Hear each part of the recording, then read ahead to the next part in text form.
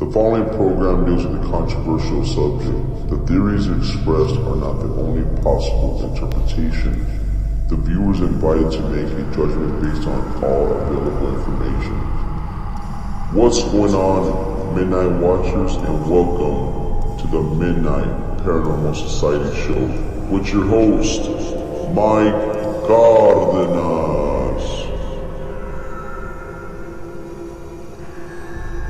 Society Show. I'm your host, Mike Cardenas. I'm here with my co-host, Robert, aka Goggles. We have a special guest today, this afternoon. We have Mustafa Gatollari from the A&E's Ghost Hunter TV show. Man, thank you for being on the show today, sir. Thank you for having me, and especially in this airport. Sorry, I'll mute my microphone when I'm not talking so you don't hear these announcements.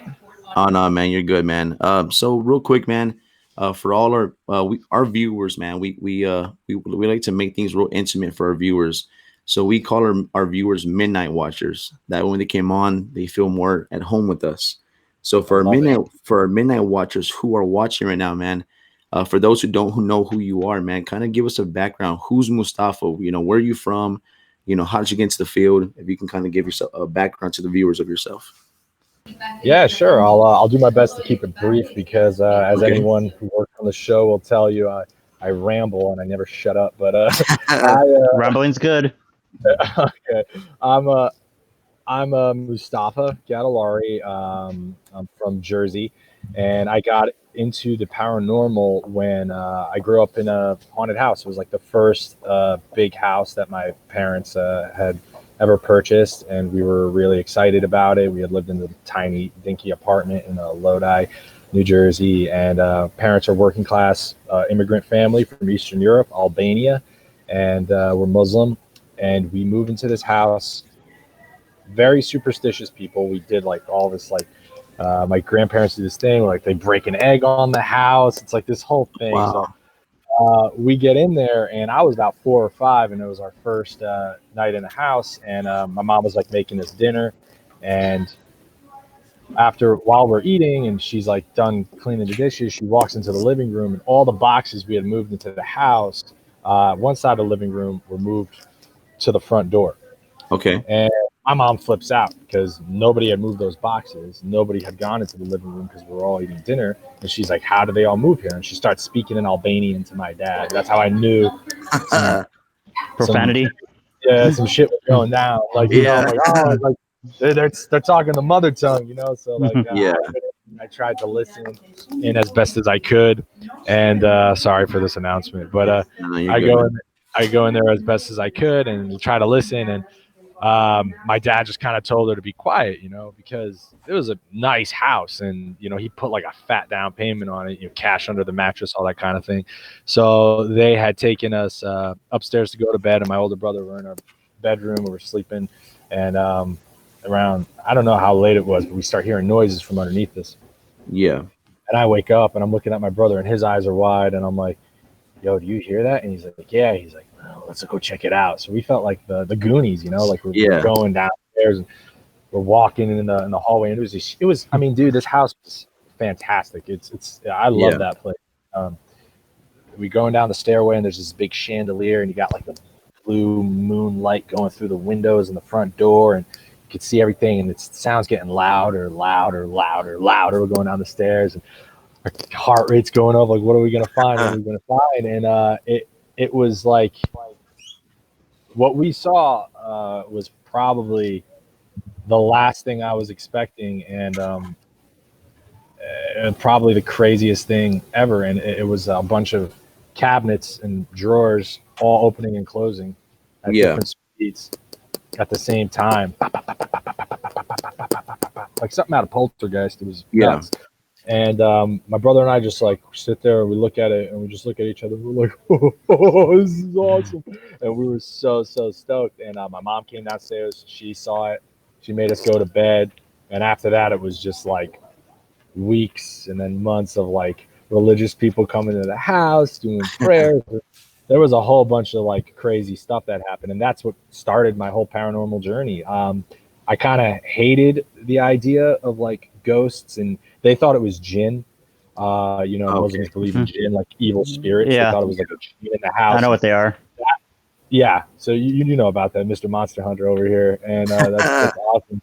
That's awesome. I love it. But that's something that I ended up hating, because every time something bad happened in the house, like my parents would be like, "It's because of the jinn." My dad would be like, "Oh, I can't get a good job because of the jinn." It's like, no, it's because you're a working class Eastern European man trying to make money in the stock market. Like, that's why you're freaking broke. It's because you're making dumb financial decisions. It's like, my parents like, oh, our relationship's bad. It's like, well, it's because mom got an arranged marriage when she was 17. Like that's why there's problems in the relationship. It's jinn have nothing to do with it. So I kind of set out to be a paranormal investigator to basically disprove the existence of anything supernatural, to shut my parents up, but also to kind of get to the bottom of that weird experience I had as a kid. Like, did I imagine that? Was that like my mind just playing tricks on me? And then I ended up with more questions than answers. And then ever since then, I've been addicted, man. I've been hooked, and I've been investigating, doing a lot of home cases, mostly a lot of religious Muslim Albanian families all along the East Coast, tri-state area. And again, I usually debunk all this stuff that people were experiencing, but then I'd always have like one question at the end of every investigation that was never answered. And I'm just hooked, man. I'm just hooked. Wow. Yeah. And so how did you go about, I guess, did you form your own team? Did you join a team? How did you go about that? I just I got my younger brother really, really interested in it he's kind of like you, Rob. Like, he loves like the demonology, the jinns, monsters, stuff like that. Yeah. And then through a mutual friend of ours, old teammate Mike, who was really into tech, and he was an audio engineer. He's a great musician and all that. We'd go out to places, and he would love reviewing evidence. I would dip into the history, and I didn't really start investigating. Like, I kind of just hung back, and I would monitor their activity, or sometimes I'd go in and conduct the investigations. And then it was like a few years in where I was like, okay, I started becoming a part of the investigations, and that's when we noticed we started getting like really cool activity and capture some better cool results. stuff. Yeah. And I think it just happens from like a genuine interest, Yeah. When you trying to have a genuine interest in something. And I was hooked. Like, the more I did it, the more I loved it. So that's like a great sign, A lot of things I would do, it's like would fizzle out after a while, Yeah.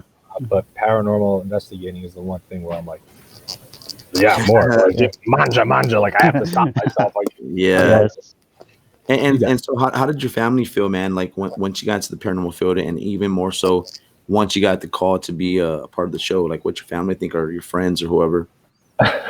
For a lot of, I had to keep a lot of my investigations private, because there was a certain stigma associated with it, especially in like my community and family and friends. But for those who didn't know how heavily involved I was, they were really surprised, because I was how do I put this? As a kid, I was chicken shit. I was afraid of everything. I couldn't even like go on a roller coaster. Like that, to show you how bad it was, I was on this ride called the Lupo plane as a kid, and it would spin around. I cried so much on the ride, they shut the ride down. They stopped the ride. Yeah, I was like 10. But it's weird. Like, my brother would always play pranks on me and scare me, and I'd be like, I'd get freaked out. And even though I knew it was coming, I'd still get scared. Yeah. What's weird about the paranormal, though, is on investigations, I don't know. Like, I get so excited that, like, my excitement kind of trumps the adrenaline. Yeah, exactly. I guess it's the adrenaline or just the excitement of it. Like, when I was in Fort Stanton, like, I was going down this hallway and I see this figure, and I'm like, oh man, like, this is so cool, and I can't wait to go see it. I'm like, oh, this is awesome. And I'm going down, and then I'm like, oh wait, like, I know people, and like Daryl can even tell you, like, I know people who have kind of been changed by investigations, and I'm like, so I like look to the camera, I'm like apologizing to my family. Yeah, I saw that. Yeah. For what I did. And it's just like, I'm like, oh man, that's kind of embarrassing. But like at the same time, it's like, I don't know if I'm going to come back like a different person. And I just wanted to say sorry to my wife and kids, like while I was still, because there was no way I wasn't going to go down that hallway to check it out. So, yeah, it's just weird. They were so surprised when they found, like a lot of them were surprised. And then, you know, those who knew me were like really, really supportive and super happy that I got the gig. And, you know, it wouldn't have changed what I did. You know, I'm very happy to get the show. Obviously, it's an amazing opportunity, and I love doing it. But what I'm most excited about is the fact that, as bromance as this sounds, I'm really happy I got to work with the members of the team, especially like Brandon. He's kind of opened my eyes about a lot of different things, and it was fantastic. But like everyone on the team brings so many great things to the table, and I love working with them. So I can't imagine investigating with any other group. Sorry. Yeah. And how'd you like using the new tech from the scientists? I'm sorry. Could you repeat that? Oh, how'd you like using the new tech from the scientists? Love it. Oh gosh, it's completely changed the entire way that I've investigated and approached investigations. Brandon's really, really, really big on adapting technology from other industries and fields.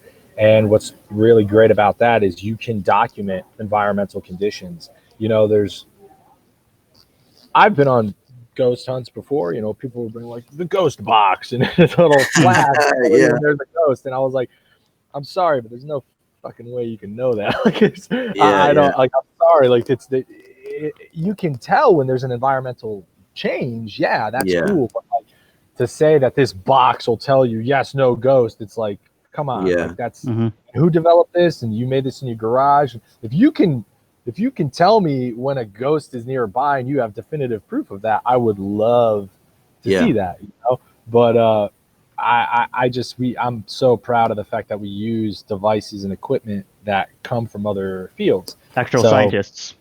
Yeah, I mean, the EMCCD camera is something that's utilized by NASA, and then we put it through its paces with, you know, a multiple PhD holder who has, you know, over a decade of experience in using that camera and studying the type of phenomenon it records. So I love it.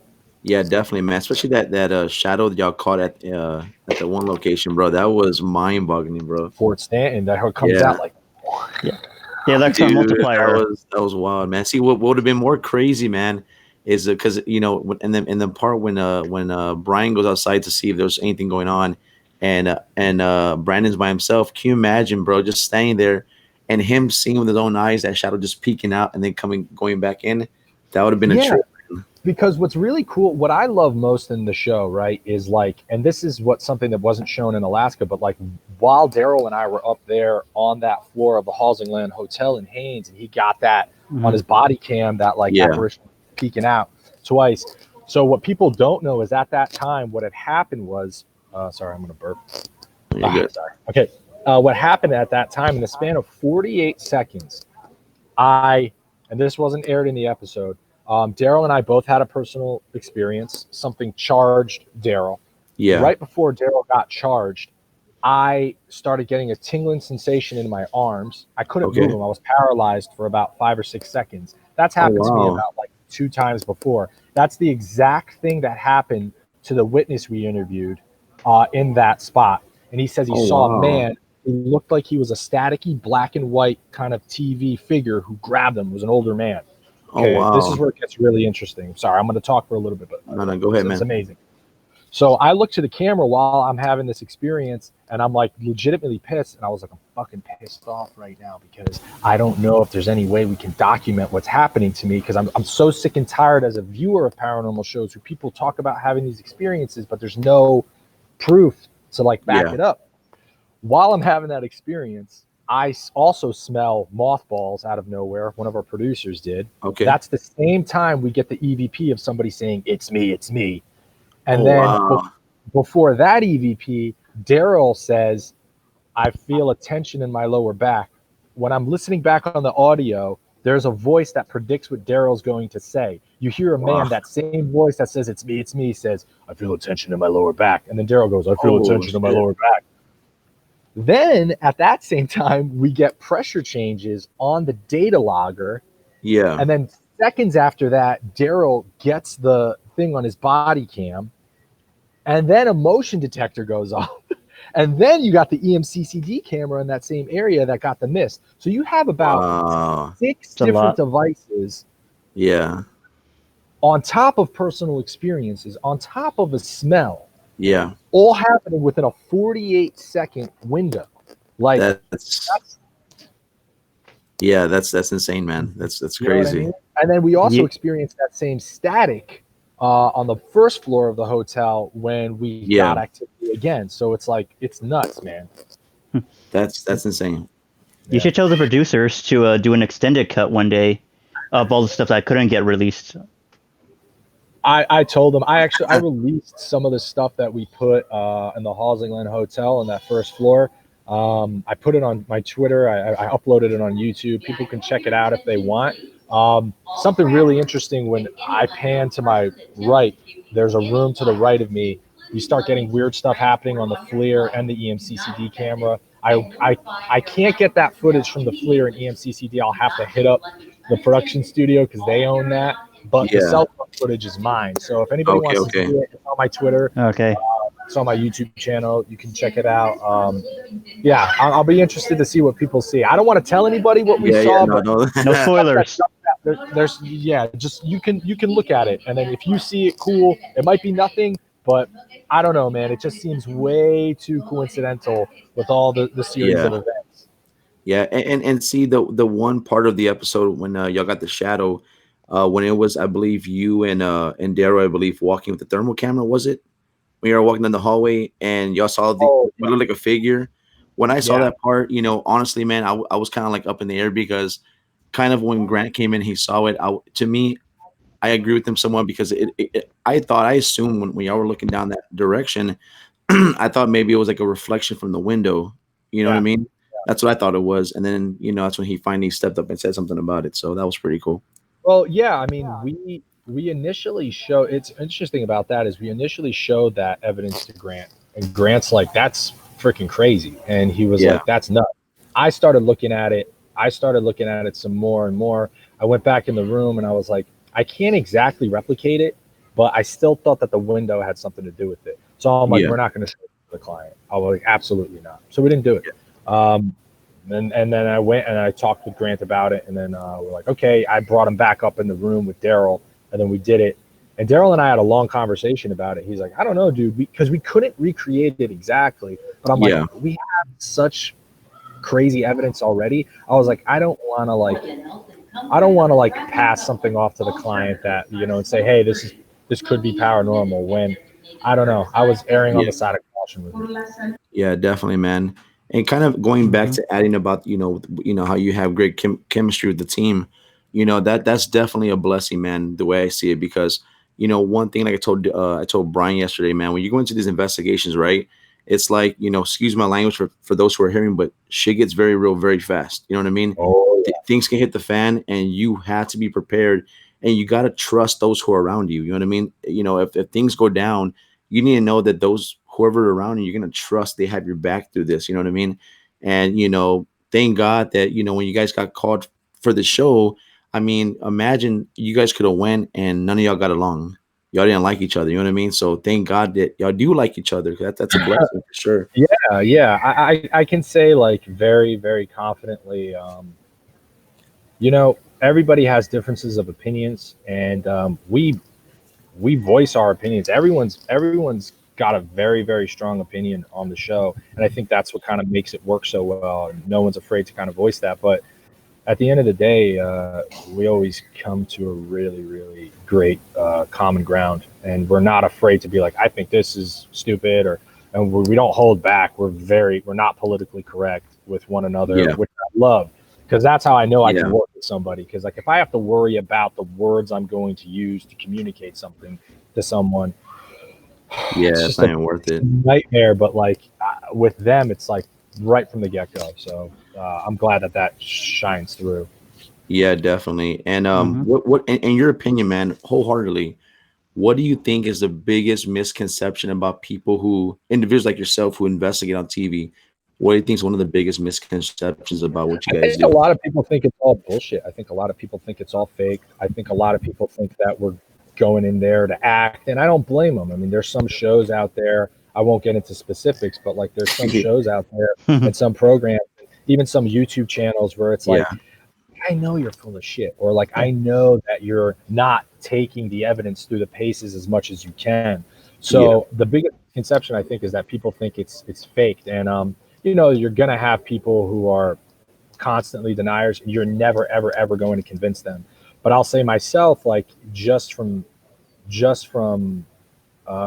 filming these last few cases and seeing the evidence that we got, I started off way more as a skeptic when I joined the cast of this show than I am now. Now I'm like way more of a believer, just because yeah, I can't refute when you have a scientist who's like who's like the only person in the history to get 2 PhDs simultaneously telling you, I don't know what the hell that was on that camera. I'm like, all right, yeah, I'm gonna probably listen to somebody who's an expert in Mm-hmm. this field, you yeah, know. That's why now I'm more of a believer, and it's really humbling and super rewarding that, you know, again, this is gonna sound like a really big claim, but like, you know, potentially documenting stuff that no one else in the history of our fucking species has ever documented before. yeah, Like that's huge. That's yeah, no, huge. We're not faking stuff. Like yeah, if I could Yeah. fake that stuff, I'd go work for fucking Yeah. Marvel and like, you know, do something. A docudrama. Yeah, you know what I mean? Like no, but like I love entertainment, and I still am like an actor, and I get like roles. They always need some like terrorist in like a show or something. So like Mhm. Mustafa, they always get me. Yeah. But I love the fact like I keep the two very very very Yeah. very separate. Yeah. And yeah, to me, the paranormal investigating is like kind of like holy to me, because to tamper with that would really be like, I feel like I'd be Blacklisted from the paranormal community.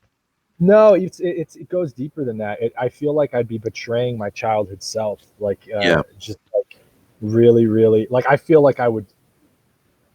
I don't know. Like it's something that's like unspeakable. Like I really feel like I'd be killing young Mustafa. Like I can't yeah, bring I can't bring myself to do it. But that's why even though I was sitting in that room and we're like, okay, because we got the okay to show that figure to the client in Fort Stanton, and I'm sitting there and I'm like, there was like 1% doubt in my head, and I was like, I can't. I was getting sweaty. Like I went to Daryl, and yeah, he saw how like affected I was. I was like, dude, I can't do this. Like I can't show it to the client. I'm like, this is like my entire life, and everything I've worked for is on the line on this, and I cannot show this to the client. So yeah. Quick shout out to Daryl, not to Daryl, to Brandon. He's watching right now. Hey, love Brendan. No, man, but that's crazy, man. And so, you know, how important to you is it before providing evidence to a client? And now you're just kind of talking about it, you know, before providing that evidence to the client, that you make sure that you exhaust all your resources, that you run it back, and make sure that before you hand that piece of evidence to the client, that you went through, I mean, every possible step to make sure that you're able to if you're able to debunk it or recreate it, because, you know, you don't want to give something to somebody and give them misleading information, and then Yeah. bad actions can happen after that. Like, so how important is that to you? I'll tell you what, man. You could be a CEO of a company and get caught in a lie, and you can get hired again. You can be a politician, you can get caught in a lie, you can get hired again. You can be an athlete, get caught in a lie, you can get hired again. If you're a paranormal investigator and you get caught faking something, you're done. Yeah, There goes Done. your credibility. 100% true. Your name is all you have. So the second you get caught faking something, or if you didn't exhaust every opportunity, which happens, you're human, and it Yeah, turns out that it's debunked and you don't address it, or you don't like say like, okay, this is the thought process, you're finished. yeah, You are done. So like for me, it's everything. It's I'm not exaggerating, it's life or death. You have to. yeah, Mhm. You have to. yeah. No, you definitely do. And like I told the other fellas from the team, Brandon and Daryl actually, and even I believe I told Brian last night.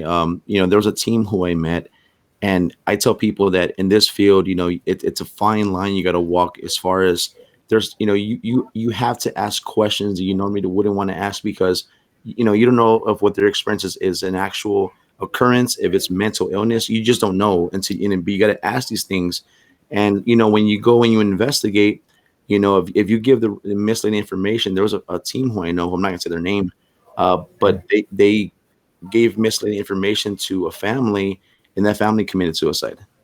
So I mean, that's a very, very horrible thing. And I know that we can control those actions, but still, it's like you got to be very careful, man, what you provide to people. Dude, I mean, there's TV shows out there where like somebody will tell the client, "Oh my gosh, like there's a demon who possessed your loved one," and the person like divorces their spouse over it. Like I was like, "What the hell?" Like you got to be a little. I mean, if you're divorcing your spouse over that, I mean, I'd say your marriage is on the rocks anyway. But like, you got to be extremely careful. People, they take it very seriously. I don't take the responsibility lightly at all, man. Especially legally. Yeah, because you know how the courts would treat paranormal if they would even allow that evidence in courtroom. No, definitely. Even with the disclaimer written and everything, they might not allow that. Yeah, no, definitely not. And actually have some questions from the viewers. Actually, I'm gonna highlight them, and you're more than welcome to answer them if you don't mind. I would love to. Okay, here's the first one from Gary Woodward. Ooh, Mustafa, would you ever investigate the Hoia Baciu forest in Romania? I'm not familiar with that spot, but I love Romania. I would definitely go there. I'm Eastern European, so anywhere in Eastern Europe is great. I actually got one of the craziest EVPs ever in Serbia years ago. And it was actually a parking garage nobody wanted to park in, and everybody was spooked out about it. And it turns out after they had like demolished the parking garage, it was a mass grave from where a bunch of people were killed in the Kosovo War. So it was really crazy. Mustafa, do you do most of your research before you get to the location? You guys get into town. So we do a ton of research before we go, and then we get into town, and then we find out that a lot of it's not true or not apparent, and then we pivot. Off of that. So I do a ton of research right before, and then I do a ton of other research to validate that research or negate it when I get there. So I'm constantly on my laptop. I literally got a laptop where you can replace the battery. So I can be on the move all the time. Nice. Do you review EDI evidence on any software other than the Centex Paranormal version? Centex Paranormal version, I think that's the We Ghost Hunt, but we also have producers who develop their own proprietary kind. It's a very simple thing that reads just basically Excel spreadsheet values. So yeah, we use a bunch of different stuff. We Ghost Hunt, the Centex Paranormal version, and then there's something else that I don't know what it's called, but our production office had created that, so we use that. Here's another one from Caleb. He's one of our viewers from the UK. He says, "Have you ever been marked by anything on the hunts?" I don't think so. Not me personally. Oh wait, marked, like marked up? Yeah. Oh yeah. Oh man. I can't spoil this, but watch the upcoming episodes. It was the first time it's ever happened to me. First time. Yeah. So it happened actually on one of the upcoming episodes. You're gonna see. Crazy. Here's from Glurp the Alien. There's my boy. Hilarious on the Alien panel. The crowd was laughing their ass off. Well, I laughed a lot too, but my ass is still here, as everybody can still see, because I get probably like 8 DMs every day from like weird, thirsty middle-aged dudes who talk about how big my butt is. So, I appreciate the messages, but it would be nice to change up the demographic a little bit from time to time. I feel like everyone's loving me. And here's one from actually this is one of my investigators. She says, "When are you coming to SA to investigate with us?" Wherever the team decides is the best place. I mean, if there's a place in San Antonio, I'm coming there. I'll go down. I'll go to San Antonio just to chill, man. I miss. Oh yeah, man. And that's what I told Brian, because Brian's like, dude, I'm up to go. And whenever I said, if you come down with the family, man, we'll get some brisket. We'll barbecue, man. It'll be amazing, man. Love brisket. We'll go to the Buckhorn. Oh, dude, I'm telling you, if you guys come down, man, I know that you guys have been doing some, man, just like into the earth kind of locations, man. But if y'all ever came to San Antonio, you gotta try the Buckhorn Saloon and Museum, bro. This thing has a Texas Ranger exhibit. It has a wildlife exhibit. It has a aquatic exhibit, you know, and oddities, I everything. documented, man, some of the greatest evidence there. And then they have a basement, bro, that connects from the basement of the Buckhorn. It goes through a tunnel underneath San Antonio and goes to one of the hospitals downtown. They used to wheel the bodies to the. It was like a morgue at one time. It's amazing. That's Okay, here's another one from Keith Bailey. Yeah. Here is. Ooh, Mustafa Gatollari, what is your number one bucket list location you want to investigate one day? Jeez Louise. It's kind of up in the air, man. It's tough for me. I would say the number one place I want to visit is there's this old village in Albania. It's a town where my mom's grandfather's from. It's my great grandfather. It's a town called Sansa. It's almost impossible to get to now, but he would tell me crazy stories about this place. I probably can't ever get there because you need like a helicopter to get to it now. There was like some weird rock formation collapse avalanche thing that happened. So like you can't get there and no one lives there. There's like one guy who lives there. But if I can't get to Sansa, I probably want to do the White House. You know, I'll settle for that. Oh man, that'd be pretty cool. And here's one from a familiar face. Stop. What you think about? I don't know. What are you thinking about, Brian? I'm thinking about Brian always. Aw. I love that Brian's beard is the same color as his skin, so it just looks like it's like a It Nintendo blends. 64 game. It's just like polygons. That's so funny, man. Oh, here's another familiar face. Looking good, bud. Not as good as you, Kendall. Kendall's the man. For those of you who don't know, he is the chief cinematographer of Ghost Hunters, and it's the reason why our show is as amazing as it is. And he is probably one of the best paranormal investigators in the world. He's been with the show since the beginning, and the guy is an immense help whenever we're in locations, and he'll throw out suggestions, and he'll notice things too, and it's phenomenal having with him. Most of our cameramen are paranormal investigators too, so it's I want to see that in an episode, man. I want to see where Kendo's like, you know what, grab my cameraman, let me get into the meat of things. Dude, Madison Seminary had a whole sequence. I wish they showed it unedited, man. It was crazy, the stuff that went in Madison. Crazy. But I love his work in Alaska, what he did.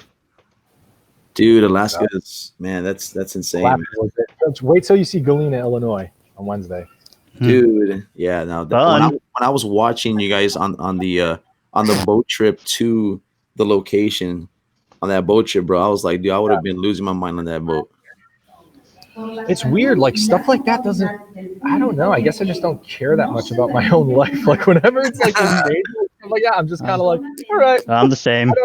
I don't know what. Yeah, it's weird. I just have it. I don't think it's healthy. Like honestly, like I'm worried, but like, I don't know. I become desensitized to all that. Yeah. I don't know. I've seen like weird stuff. Like other things scare the hell out of me, like jump scares in movies. I'm like, wow, I hate it. But, like, Pennywise. And so, what about like, okay, let's say in season 3, man, they ask you, Mustafa, wherever you want to go today for the investigation next. I mean, anywhere, man. It could be any country, any place. Where would you want the show to go? I think, man, I don't know.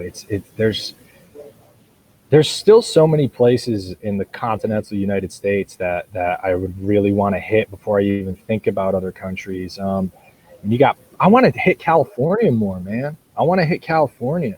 California, when you think about the history of all the people who traveled west, the kinds of people who traveled west, a lot of those are the same kind of people that went up to Haines in Alaska, they're trying to strike it rich.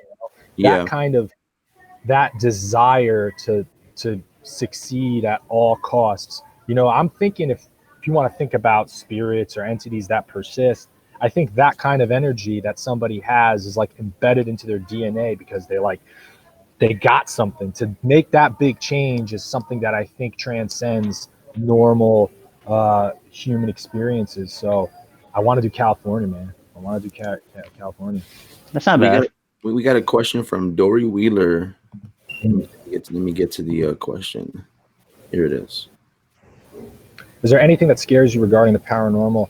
I would say something changing who I am, where those who rely on me and care about me, um, I'm not the same person to them. I hold the few friends that I have very, very near and dear.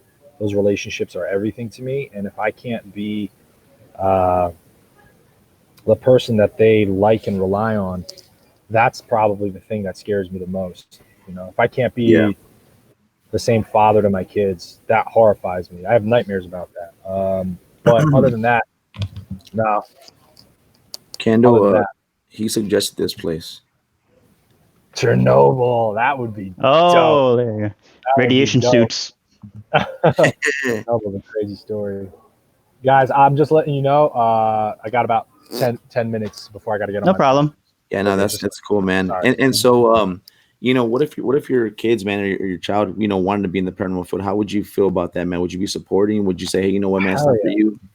No, hell yeah. I mean, if all I want for my kids is, it's probably the reason why I got into the paranormal is, you got to follow your dreams and your passion. You got one life, man. You got to pursue it fully. What I wouldn't want to happen is I wouldn't want my son to be like, oh, I want to do it just because my dad's doing it. If he really loves it, he wants to do it, great, and I will support him 100%. I don't care what my son wants to do. I'm serious, like, or my daughter, like, they want to be exotic dancers, good, just be the best one. I don't care. Yeah. Like, just if Yeah. it makes you happy, like genuinely happy, and that's what you love doing, do Yeah. it 100% and be the best that you can be at it for yourself. That's it. All right, I have two last questions, man. Here's one of Mustafa, has anything ever followed you home or attached itself to you? I don't think so. I've never had that. That's kind of like something I'm a little worried about. But I do have members on the team who have experienced that, and they basically said as long as they were firm and they said, hey, you're not welcome here. I appreciate you trying to reach out to me, and you just kind of show that respect. At the end of the day, entities most of the time are people. So if you talk to them just like people, you're going to be fine. And my last question to you, man, before you go, if the Mustafa who you are today, man, can go to the Mustafa who you were when you first had your first experience with the paranormal and you got into the field, what would you tell yourself, man? Would you, what would you say? Oh man. Invest in I Google. guess I would. Yeah, right. Yeah, barring any get-rich-quick schemes or lottery numbers, leaving all that aside, I think I would just I would tell myself to focus more on being as corny and after-school special as this is. Just focus more on finding out who I am, be more honest with myself, try to really, really focus on being the best Mustafa that you could be.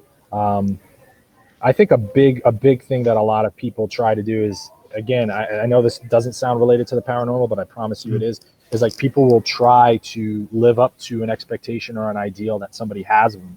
So I was at the Glen Tavern Inn, and there was this wonderful woman who came out to investigate with us, and she comes up to me, and she's very sincere, and I'm not downing her at all when what I'm saying, but she comes up to me and she's like, you have like a gift, right? And I'm like, what do you mean? And she's like, entities like to talk to you. So I'm like, okay. And she's like, especially children. So this woman's like kind of like gassing me up in a weird way. That's how I took it. And Yeah. I took it as like, well, I'm the paranormal king. I'm the ghost whisperer. I can go and like talk to them and stuff. And it's this kind of very dangerous mentality that kind of applies to every other field. Is if you start trying to do things to indulge other people's like ideas of you, or to satisfy other people's ideas of you, you end up killing yourself in the process. And even if it works for a limited amount of time, it's not going to make you happy. Mm-hmm. So I guess my biggest thing I would say to Mustafa in the past is just stop trying to fucking be a tap dancing monkey for people, like There you go. stop trying to make stop trying to copy other people, whether they're paranormal investigators or actors or whoever it is, or these friend groups, that you think. And I think I would have been a way better investigator back then. Yeah. Had I just kind of focused on being honest with myself and really, really just trying to care as much about the stuff that I love as much as I can. If that, I hope that makes sense. No, it does, man, definitely. Do you have time for one last question? Yeah. Okay. What is the end result you want for the paranormal community? What's your end game you'd want to try to get? Just to move the field forward, to document as much activity as possible, and to really, really, really try and get definitive evidence of something that we can study as a field. Yeah. Not just be like, ooh, I had an experience. It's like, no, okay, ooh, pressure, what does this mean? Yeah. Photon events, what does that mean? We can put this together. Yeah. Something you can go to college for, legit. Make it legit. That would be incredible if it gets That to would that. be definitely. Love that. So we want to thank our Midnight Watchers for viewing this amazing segment, this amazing episode. Thank you so much, Mustafa, for coming on. We would love to have you in the future. Come back on, maybe in season 3. Come back. Oh, yeah, man. Hey, one thing I'm planning, bro, and I want you to know this. I want you to be ready. I'm planning a paranormal roundtable talk, man, where I want to have you guys. I would love to have people from other shows just come together, man, respectfully, and just talk paranormal, bro. Let's do it. I would love that, man. All right, brother. Well, I wish you safe travels, bro. You be safe, man. Thank you. Talk to you care, soon. guys. Bye. Later, brother. Bye-bye.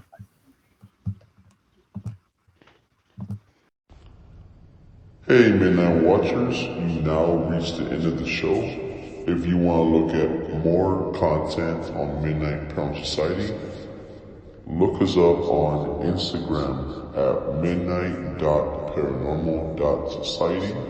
You can also look us up on Twitter at MPS_SATX. You can also find us on Facebook at www.facebook.com/paranormalmps. You can also find us on YouTube.